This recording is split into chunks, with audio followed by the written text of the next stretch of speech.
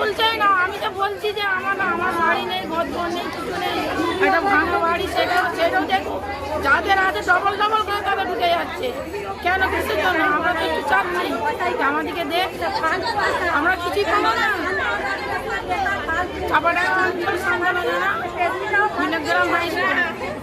বিধায়ক তো বলেছেন সবাই পাবেন, কি বলবেন? সবাই পাবো, আমরা পাচ্ছি না কেন? তাকে ডাকুন, তার সাথে আমরা সোজাসুজি কথা বলতে যাচ্ছি।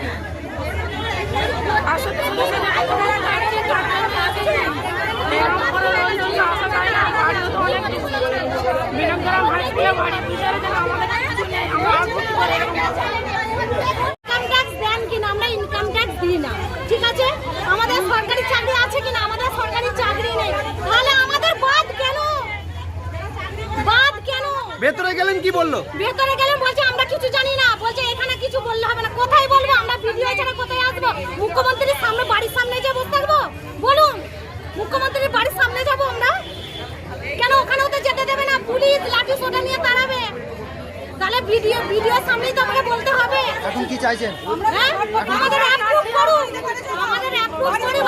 আমরা এই যে আজ হয়তো আমি মাধ্যমিক পাসও করিনি, পরের বারে যুবসাথীটাও জমা দিতে পারবো না, তখন কি করবো আমি?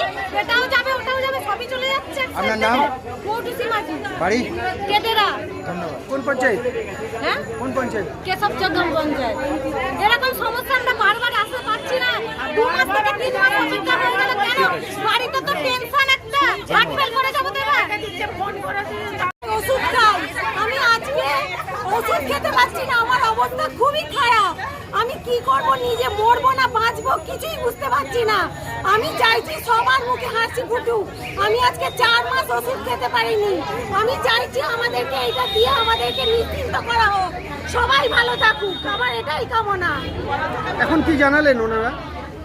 কিছুই জানাচ্ছেন না, শুধু চুপ করে শুধু আধার কার্ড দেখে ছেড়ে দিচ্ছেন, আর কিছুই করছেন না। কাজের কাজ কিছু হচ্ছে না? না, কিছু হচ্ছে না।